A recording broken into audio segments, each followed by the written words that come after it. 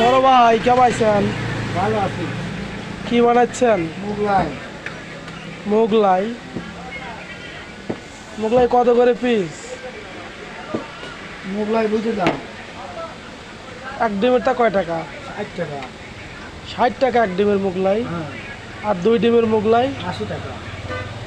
শুনলাম আপনারা এবার মোগলাই ডবল ডিমের মোগলাই বেলে 2 করে ডিম দেন আর বেলে গোস্ত দেন। হ্যাঁ, 200 টাকা। এটা কি সিঙ্গেল না ডাবল? এটা হলো সিঙ্গেল। দাম কত? 60 টাকা। এটা কোথায় পাওয়া যায়?